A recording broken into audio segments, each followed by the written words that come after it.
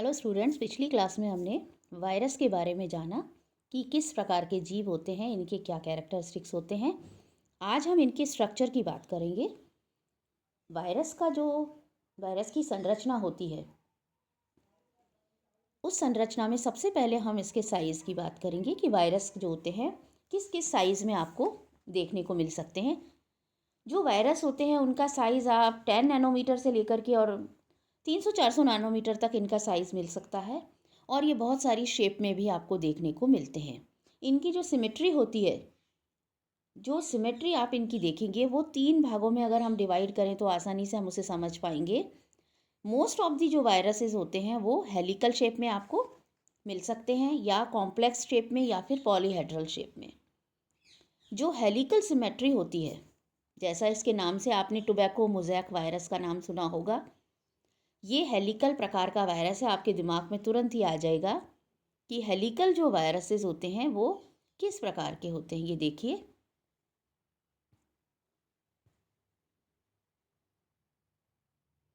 ये तो डिफरेंट इसके शेप्स और साइज़ हैं। ये देखिए आप किस तरह से अलग अलग शेप और साइज़ में आपको देखने को मिलते हैं वायरसेस। जो हेलिकल फॉर्म में हम बात कर रहे हैं उसमें मुड़ा हुआ सा, यानी बार बार टर्न लेता हुआ, ये देखिए आप इसमें हेलिकल उसमें फॉर्म में मौजूद होते हैं। जैसे कि यहाँ देखिए आप इसको, अगर आप मम्प्स वायरस देखें तो इसके अंदर जो पड़ा हुआ है इसका न्यूक्लिक एसिड, ये न्यूक्लिक एसिड कैसे है, हेलिकल फॉर्म में पड़ा हुआ है। तो जो मम्प्स वायरस हैं वो हेलिकल सिमेट्री का एक बहुत अच्छा एग्जाम्पल है। साथ ही टोबैको मोज़ेक वायरस भी होता है, रेबीज़ वायरस भी होता है।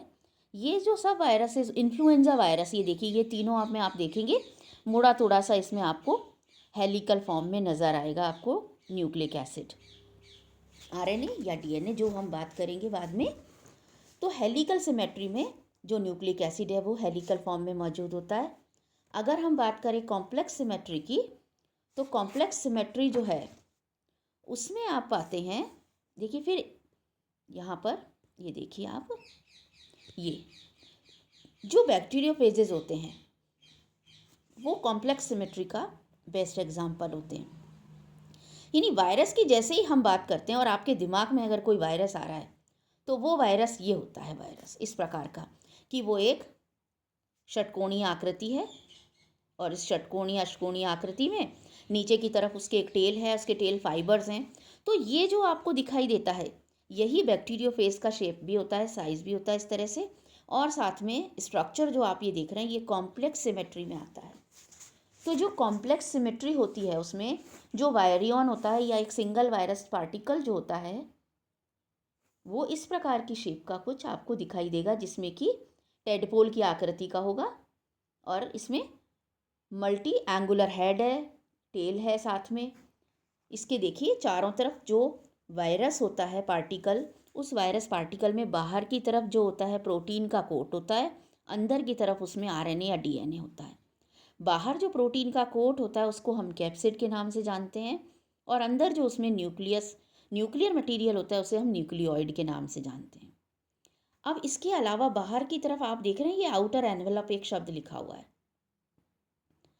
कुछ वायरस जो होते हैं उनमें एनवेलप मौजूद होता है, कुछ में एनवेलप मौजूद नहीं होता। ये देखिए यहाँ पर ये दो शब्द लिखे हुए हैं।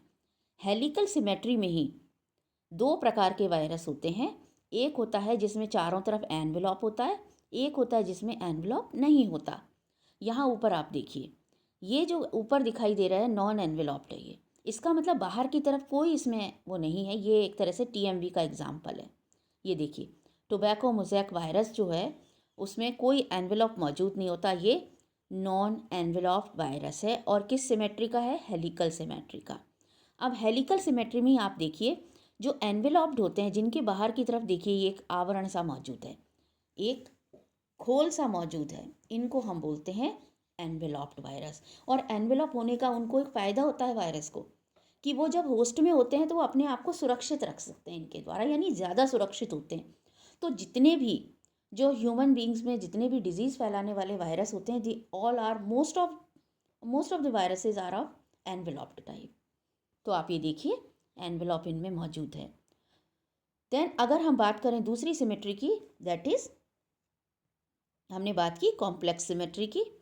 कॉम्प्लेक्स सिमेट्री में आप बैक्टीरियोफेज का एग्जांपल लेते हैं, T1 बैक्टीरियोफेज है, ये देखिए पॉक्स वायरस भी इसी में आता है, ORF और वैक्सीनिया वायरस इसके बेस्ट एग्जांपल्स हैं। देन अगर हम बात करें इसकी कॉम्प्लेक्स उसकी क्यूबिक सिमेट्री की, या कह लीजिए आइकोसाहेड्रल की या फिर पॉलीहेड्रल सिमेट्री की, तो उसमें भी दो प्रकार के देखिए, नॉन एनवेलप्ड हैं और एनवेलप्ड हैं। ये इस प्रकार से देखिए, नॉन एनवेलप्ड में कैप्सोमियर्स बाहर हैं, प्रोटीन की जो होती हैं इकाइयाँ, बाहर कैप्सिड की जो प्रोटीन से बनी इकाइयाँ हैं, और साथ में अंदर न्यूक्लिक एसिड है बाहर, और कोई एनवेलप नहीं है। पर नीचे आप देखिए इनमें, जैसे हर्पीज सिम्प्लेक्स, जो हर्पीज़ आपने नाम सुना होगा, जो ह्यूमन बीइंग्स में भी हर्पीज़ का रोग होता है, यानी छोटी छोटी फुंसियाँ सी हो जाती हैं मुंह के आसपास, फेस पर हो जाती हैं, बॉडी में कहीं भी हो सकती हैं। तो ये हर्पीज़ जो वायरस होता है, ये देखिए आप एनवेलप्ड है, लेकिन क्यूबिक सिमेट्री का है। ये ऊपर हमने जो TMV देखा था वो हेलिकल सिमेट्री का था। आप इसमें अंदर देखिए, अंदर की तरफ एक क्यूब की जैसी आकृति जो मौजूद है ना, इसकी वजह से हम इसे क्यूबिकल सिमेट्री का कहते हैं या आइकोसाहेड्रल सिमेट्री का कहते हैं। हर्पीज सिम्प्लेक्स है, रॉस सार्कोमा है, ये देखिए एडिनो है, ये सब जो वायरस की डिफरेंट डिफरेंट आपको देखिए, यहाँ शेप भी एक तरह से दिख रही है, साइज़ भी आपको दिख रहा है, नॉन एनवेलप्ड है या एनवेलप्ड है वो भी इसमें मौजूद है। तो कई प्रकार की आकृति और आकार में आपको देखने को मिलते हैं ये वायरसेस। आप सोचिए अल्ट्रा माइक्रोस्कोपी, फिर उसके बाद में भी इतना वेरिएशन। तो ये डिफरेंट टाइप के शेप और साइजेस हैं वायरसेस की। ये देखिए आप, पॉक्स वायरस आपके कोर्स में भी है, बैक्टीरियोफेज आपके कोर्स में है। मेम्ब्रेन इसके बाहर देखिए, मेम्ब्रेन है, कैप्सिड, कैप्सिड क्या कौन सा होता है, जो कि वायरस के बाहर का प्रोटीनेशियस कोट होता है, उसे हम कैप्सिड कहते हैं। और ये कैप्सिड कैप्सोमियर्स का बना होता है, यानी प्रोटीन की जो इकाइयाँ होती हैं। तो आपसे एग्ज़ाम में अगर पूछा जाए कि दैट कैप्सिड किसका बना हुआ होता है, तो आप कह सकते हैं कैप्सोमियर्स का। ये देखिए बाहर इसके एनवेलप मौजूद है, बाहर की तरफ ये जो स्पाइक्स नज़र आ रहे हैं, जो आजकल बात हो रही है कोरोना वायरस की, उसमें भी आपको बताया होगा कि पढ़ा होगा आपने, आजकल अखबार में बहुत जानकारियाँ आ रही हैं कि जो उसके स्पाइक्स हैं, जो बाहर की तरफ निकले हुए एक प्रकार के उसके अपेंडेजेस हैं, उसमें स्पाइक प्रोटीन में वो चेंज करता चला जा रहा है। अब हम बात करते हैं, ये तो डिफरेंट टाइप्स ऑफ उसकी जो शेप हैं उसकी बात हमने की कि किस किस उसमें सिमेट्री में वो आपको देखने को मिल सकता है virus. Helical, complex, polyhedral, naked हो सकते हैं, एनवेलप्ड हो सकते हैं। फिर जो प्लांट्स जो होते हैं उनमें नॉन एनवेलप्ड आपको बता ही दिया हमने, TMV होता है। अब इसके स्ट्रक्चरल हम कंपोनेंट्स की बात करते हैं कि एक वायरस जो होता है उसकी संरचना में क्या क्या मौजूद होता है। तो इन ऑल अगर हम बात करें तो हम पॉइंट्स में अगर कहें तो उसके अंदर जो भी मौजूद होता है, जैसे उसका न्यूक्लियर मटेरियल, तो उसे हम न्यूक्लियोइड के नाम से कह सकते हैं। बाहर जो उसकी प्रोटीन का कोट होता है उसे कैप्सिड। प्रोटीन के खोल के बाहर या कोट के बाहर भी जो एक खोल मौजूद होगा उसे हम एनवेलप कह सकते हैं। किसी किसी में जो अभी फ़िलहाल जो रीसेंट रिसर्चेस हुई हैं उसमें बताया कि इसमें रिवर्स ट्रांसक्रिप्टेज होता है, कुछ ट्यूमर जो वायरसेस होते हैं उनमें। कुछ ने अभी जो फर्स्ट एंजाइम खोजा है न्यूरामिनिडेज, वो भी हो सकता है। आप इसे लिखें या ना लिखें ज़रूरी नहीं है, क्योंकि अभी इसके बारे में कोई कंफर्मेशन नहीं मिली है। देन कार्बोहाइड्रेट्स इसमें हो सकते हैं मौजूद, जो बाहर की तरफ कुछ ने कहा है कि हो सकता है इसके अंदर कुछ कार्बोहाइड्रेट के अंश मौजूद हों।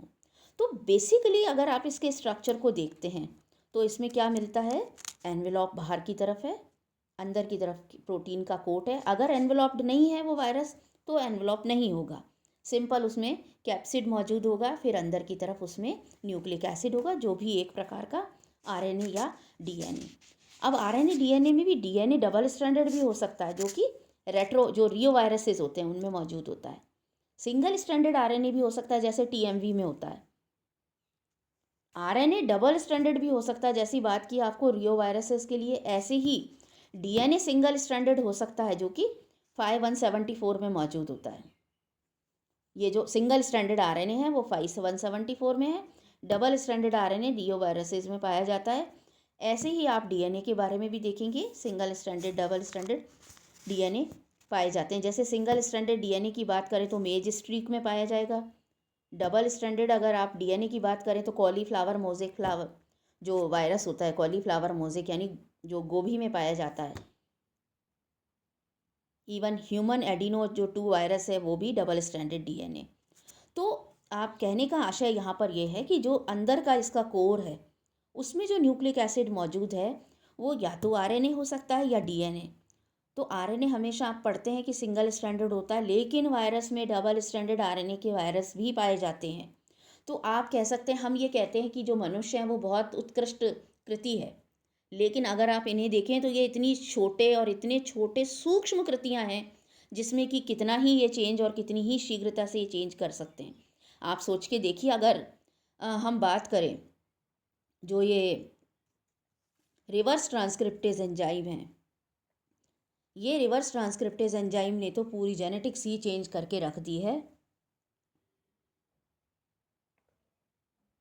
जेनेटिक्स में हम पढ़ते हैं कि जो जीन्स होते हैं उनमें आरएनए से डीएनए बनता है, यहाँ पर डीएनए से आरएनए भी बन सकता है। सॉरी, डीएनए से हम आरएनए की बात करते हैं कि डीएनए की जो स्क्रिप्ट होती है वो आरएनए भी चेंज होती है, लेकिन रिवर्स ट्रांसक्रिप्टेज जो होता है वो आरएनए से डीएनए बना देता है। तो आप सोच के देखिए कि पूरी एक जेनेटिक्स को इसने चेंज करने की क्षमता रख ली है अपने अंदर। तो जो सिंगल स्ट्रैंडेड आरएनए होता है वो बिल्कुल एक जेन्युइनली जो हम पढ़ते हैं उसकी बात हम करते हैं, जैसे कि अल्फा मोज़ेक जो ग्रुप होता है, टोबैको स्ट्रीक होता है, ये जितने भी हैं इनमें सब में आरएनए जो होता है वो सिंगल स्ट्रैंडेड है। ओके, डीएनए हमने पढ़ा है डबल स्ट्रैंडेड, जैसे कि कॉलीफ्लावर मोज़ेक में होता है। अब अगर हम इनके उसकी बात करें जो एक्स्ट्रा ऑर्डिनरी एक तरह से इनकी फॉर्म हो गई कि डबल स्ट्रैंडेड आरएनए जो मौजूद होता है वो रियो टाइप 1 में मौजूद होता है, जैसे कि वुंड ट्यूमर वायरस। जो सिंगल स्ट्रैंडेड डीएनए मौजूद होता है वो मेज स्ट्रीक में होता है, किलहम रैट में होता है, 5174 में होता है। तो ये कुछ एक्स्ट्रा ऑर्डिनरी है जो कि वायरस की एक तरह की पहचान है, अलग अलग प्रकार के इसमें पाए जाते हैं। अब हम अगर बात करें इसकी क्लासिफिकेशन की, ये तो इसकी संरचना की बात हो गई कि इसके अंदर कैप्सिड होता है, और कैप्सिड किसका बना होता है, कैप्सोमियर्स का, प्रोटीन की यूनिट्स होती हैं वो। बाहर की तरफ इसमें जो एनवेलॉप होता है, देखिए एनवेलॉप में भी आप पाएंगे कि उसमें अलग अलग प्रकार के स्पाइक्स मौजूद हो सकते हैं, अलग अलग प्रकार की उसकी थिकनेस हो सकती है, लाइपोप्रोटीन के बने हुए भी हो सकते हैं उसमें, और अलग प्रकार की कुछ अमीनो एसिड्स भी मौजूद हो सकते हैं।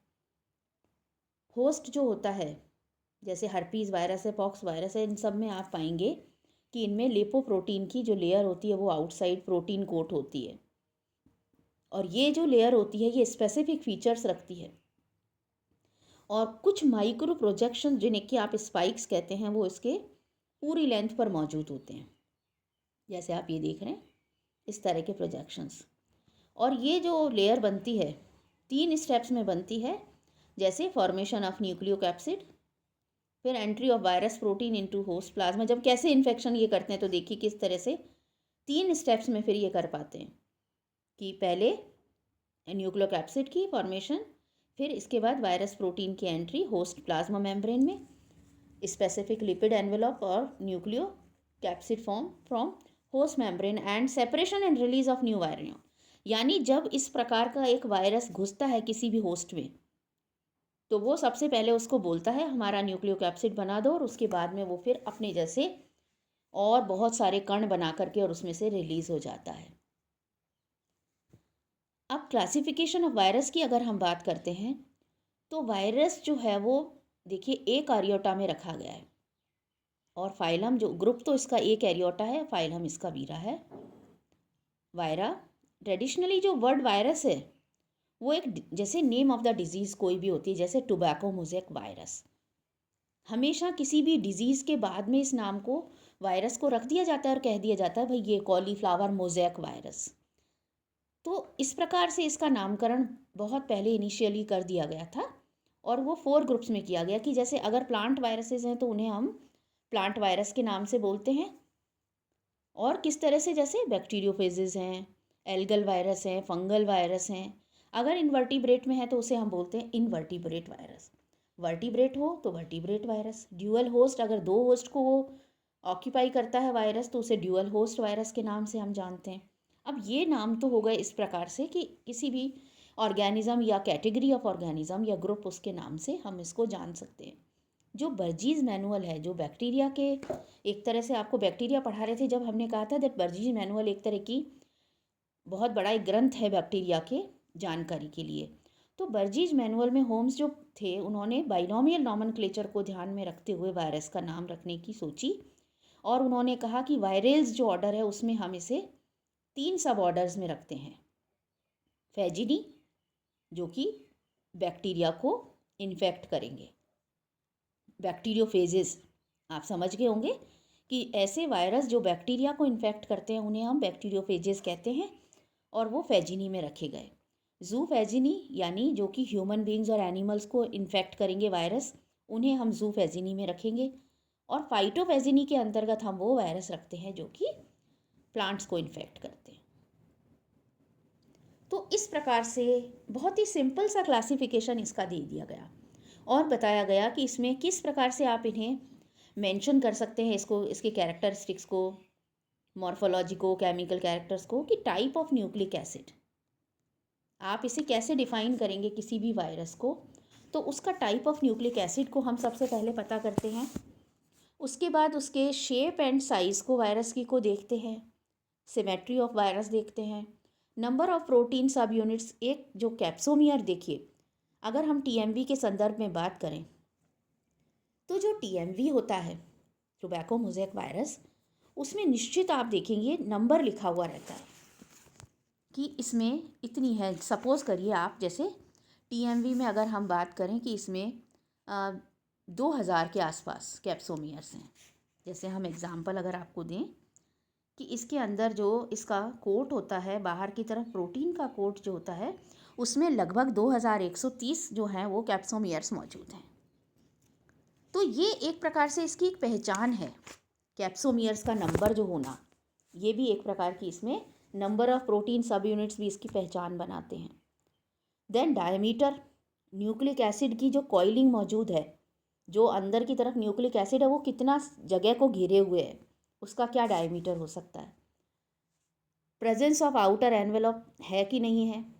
पोजीशन ऑफ इंट्रासेल्युलर मल्टीप्लिकेशन, किस प्रकार से उसका मल्टीप्लिकेशन हो रहा है इंट्रासेल्युलरली। थर्मल इनएक्टिवेशन की क्या मतलब, इसकी स्टेटस क्या है इसका वायरस का, थर्मल उसको लेकर के। मेथड ऑफ ट्रांसमिशन इसमें क्या है, किस प्रकार से कोई पर्टिकुलर वायरस फैलता है और किस प्रकार से, किस प्रकार के होस्ट में क्या सिम्टम्स ये कॉज करता है। These are few things if we keep in our mind then we can name a virus. किस प्रकार से आप उसे एक नाम दे सकते हैं। तो ये सारे जो इसके नॉमेनक्लेचर के एक तरह से इन कैरेक्टरिस्टिक्स को ध्यान में रखते हुए फिर इसका एक नाम दिया जाता है या इसको डिफाइन किया जाता है। Exactly these characteristics are helpful in defining its morphology and chemical characteristics of a virus. अब अगर हम नॉमेनक्लेचर की इसकी बात करें, ये बात तो हमने इसके सिंपल मॉर्फोलॉजी और इसके कैरेक्टर्स की बात की कि अब हम इसे नॉमेनक्लेचर यानी कि इसका नाम कैसे दें। तो गिब्स और हैरिसन जो थे उन्होंने एक नया सिस्टम इसके लिए एक तरह से प्रेजेंट किया। And according to this system जो गिब्स और हैरिसन ने 1968 में दिया था, उन्होंने ये कहा कि जो वायरस होता है उसके 2 हिस्से होते हैं।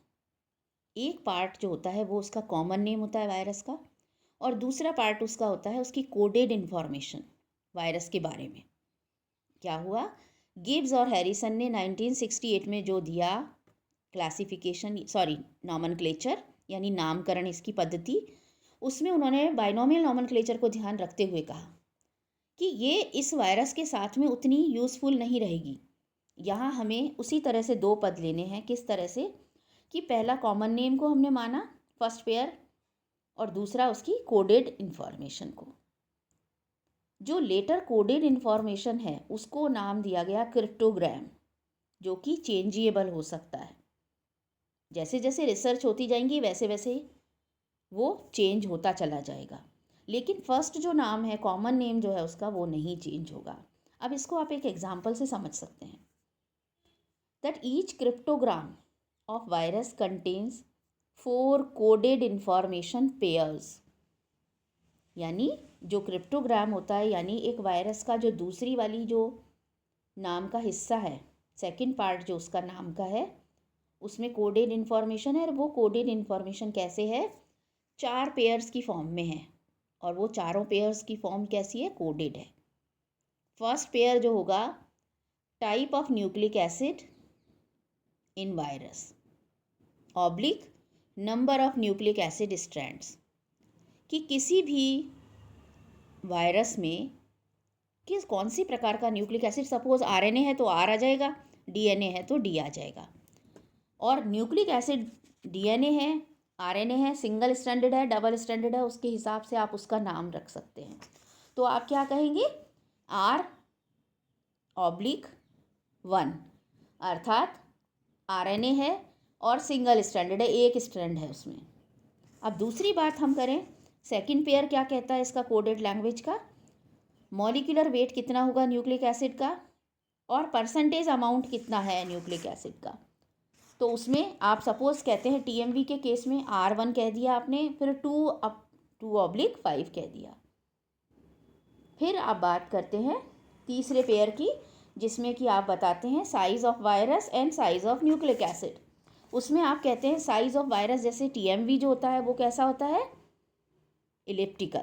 इलिप्सॉइड होता है, तो इलिप्सॉइडल हो गया, और साथ में उसमें जो आरएनए मौजूद होता है वो भी इलिप्सॉइडल होता है, तो आप उसे E/E लिखेंगे। फोर्थ पेयर जो होता है कि टाइप ऑफ होस्ट, तो जो टीएमवी टोबैको को इन्फेक्ट करता है दैट इज अ स्पर्मेटोफाइट, तो आप कहेंगे S/। ट्रांसमिशन किसके थ्रू होता है? सैप के थ्रू, यानी जो एक रस होता है, एक प्लांट से दूसरे प्लांट में रस चला जाता है, तो S/S। इस प्रकार से आप इसे क्रिप्टोग्राम की फॉर्म में लिख सकते हैं। तो जब भी कभी आप देखते हैं R/1 is to 2/5 is to E/E is to S/S, ये क्रिप्टोग्राम किसके लिए बना है? टीएमवी के लिए। तो एग्जाम में आपसे ये क्रिप्टोग्राम देके पूछा जा सकता है कि टोबैको का है, किसका है, ये बताइए आप। तो ये एक तरह की छद्म या कह लीजिए कोडेड लैंग्वेज या कूट भाषा, इसके बारे में हम नेक्स्ट क्लास में और अच्छे से आपको समझाएंगे। आप थोड़ा सा पढ़ के रखिएगा इसे। आगे हम फिर पता करेंगे कि किस प्रकार से वायरसेस का ट्रांसमिशन होता है, क्या अल्ट्रा स्ट्रक्चर वायरस का हो सकता है, लाइफ साइकिल कैसी होती है, इसके बारे में हम अगली क्लास में जानेंगे।